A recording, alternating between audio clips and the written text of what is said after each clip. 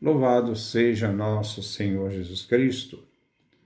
Nós vamos fazer o nosso comentário, Evangelho de São Mateus, nosso 79º encontro. Mateus capítulo 23, versículo 13 ao versículo 26. Ouçamos nossa leitura.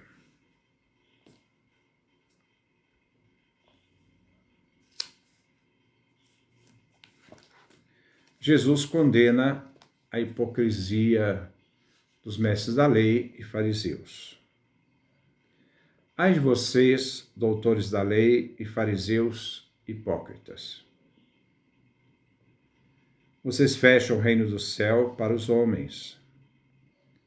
Nem vocês entram, nem deixam entrar aqueles que desejam. Ai de vocês, doutores da lei e fariseus hipócritas! Vocês exploram as viúvas e roubam suas casas e, para disfarçar, fazem longas orações. Por isso, vocês vão receber uma condenação mais severa. Ai de vocês, doutores da lei, fariseus hipócritas! Vocês percorrem o mar e a terra para converter alguém, e quando conseguem, o tornam merecedor do inferno 2 vezes mais do que vocês. Ai de vocês, guias cegos! Vocês dizem: se alguém jura pelo templo, não fica obrigado. Mas se alguém jura pelo ouro do templo, fica obrigado. Irresponsáveis e cegos! O que vale mais, o ouro ou o templo que santifica o ouro? Vocês dizem também: se alguém jura pelo altar, não ficará obrigado. Mas se alguém jura pela oferta que está sobre o altar, esse fica obrigado. Cegos! O que vale mais, a oferta ou o altar que santifica a oferta? De fato, quem jura pelo altar, jura por ele e por tudo que está sobre ele. E quem jura pelo templo, jura por ele e por Deus que habita no templo. E quem jura pelo céu, jura pelo trono de Deus e por aquele que nele está sentado. Ai de vocês, doutores da lei e fariseus hipócritas! Vocês pagam o dízimo da hortelã, da erva doce e do cominho, e deixam de lado os ensinamentos mais importantes da lei, como a justiça, a misericórdia e a fidelidade. Vocês deveriam praticar isso, sem deixar aquilo. Guias cegos! Vocês coam mosquito, mas engolem um camelo. Ai de vocês, doutores da lei, fariseus hipócritas! Vocês limpam o copo e o prato por fora, mas por dentro vocês estão cheios de desejo de roubo e cobiça. Fariseu cego! Limpe primeiro o copo por dentro, e assim o lado de fora também ficará limpo. Esse é o nosso texto. Nós vamos refletir no dia de hoje. Versículo 13. Capítulo 23, versículo 13. Ai de vós, doutores da lei e fariseus hipócritas! Vocês fecham o reino dos céus para os homens. Nem vocês entram, nem deixam entrar aqueles que desejam. Os doutores da lei estão assentados na cátedra de Moisés. São mestres. E assim está nas mãos deles a chave do reino dos céus. Chave significa conhecimento, segundo São Lucas, capítulo 11, versículo 52. Cabe aos doutores da lei o ensino do caminho da verdade. A chave refere ao reto saber e ao conhecimento da verdade, da aliança. Mas os doutores da lei, que têm a missão de abrir o reino dos céus e o conhecimento deles, do reino dos céus, fecham as portas, impedindo assim que o povo entre.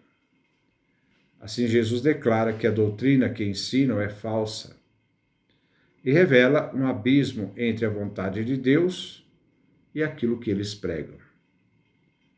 Eles não têm esperança de entrar no reino dos céus. Lembre também que os saduceus não acreditavam na ressurreição e impossibilitam aqueles que querem entrar. Os doutores da lei, agindo assim, impedem o propósito de Deus. Versículo 14. Ai de vocês, doutores da lei, fariseus hipócritas! Vocês exploram as viúvas e roubam suas casas. E, para disfarçar, fazem longas orações. Por isso, vocês vão receber uma condenação mais severa. Este versículo 14 não aparece na maioria dos textos antigos, do século III, século IV, século V. São os mais antigos que nós temos da escritura do Novo Testamento. Aqui trata-se de um acréscimo ao texto, que foi tirado de Lucas, capítulo 20, versículo 47. Foi enxertado aqui em Mateus, esse versículo do capítulo 20, versículo 47 de Lucas. A sabedoria falsa dos doutores da lei, fariseus, se revestem de hipocrisia, usam de um poder para oprimir, e aproveito aqui das viúvas vulneráveis, a fim de enganá-las e se beneficiar delas. Enquanto Deus defende a viúva, eles as exploram, despojando, roubando, se disfarçando de falsa piedade. A própria ação deles é que lhes dará uma condenação mais severa, para usar do poder da cátedra de Moisés, a fim de ganhar e explorar os mais fracos. Versículo 15. Ai de vós, doutores da lei, fariseus hipócritas! Vocês percorrem o mar e a terra para converter alguém. Quando conseguem, tornam merecedor do inferno 2 vezes mais do que vocês. A conversão leva a pessoa, a conversão que leva a pessoa vai levá-la a não se abrir ao reino dos céus. Mas essa conversão vai levar as pessoas a um fanatismo de fé. Já viu que de vez em quando algumas pessoas convertidas são fanáticas.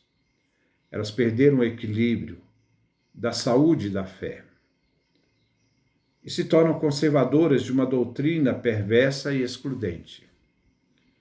Os fariseus querem fazer prosélitos, isto é, pagãos que vivam como judeus, observantes, mas se tornam cegos na observância da Torá, da aliança, da lei.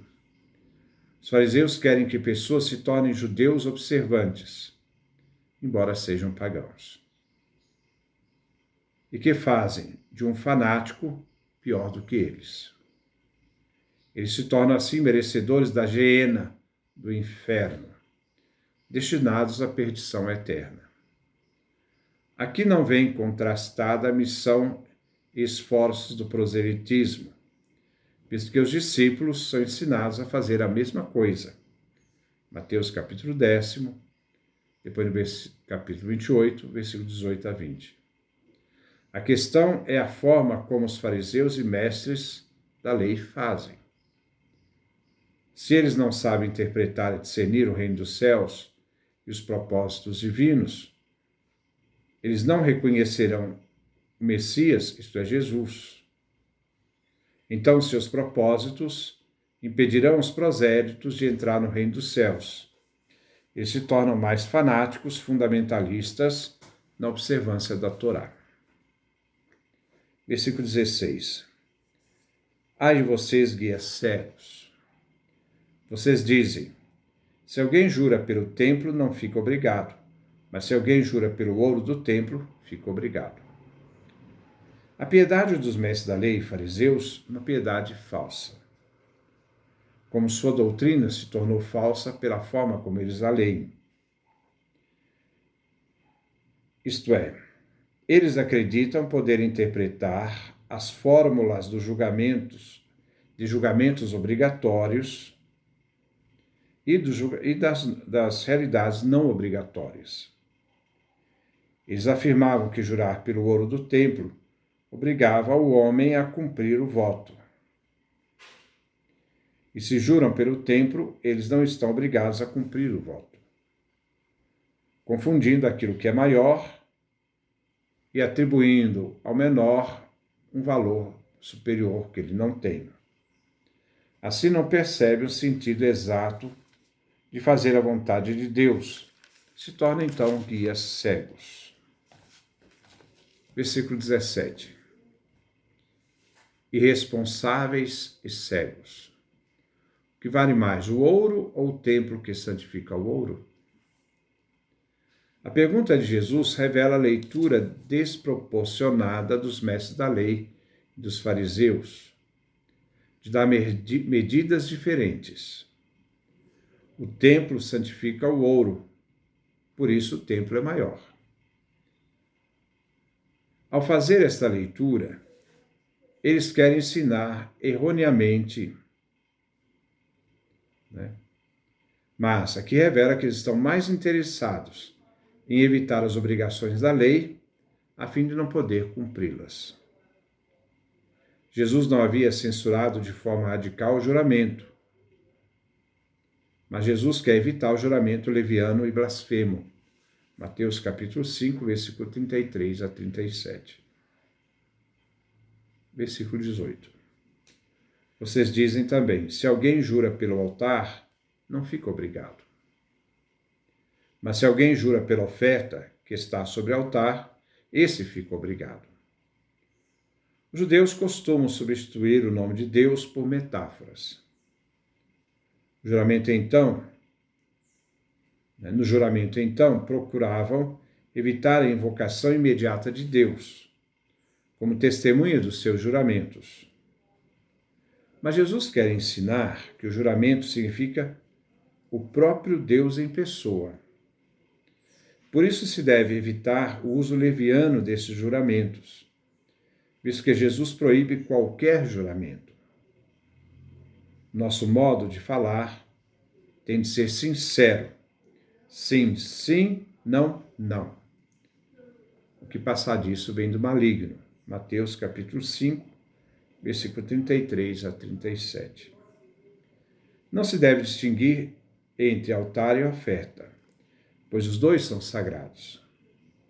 Com este ensino, os mestres da lei e fariseus desorientavam, desencaminhavam o povo, querendo diminuir o valor sagrado de uma coisa em detrimento de outra coisa.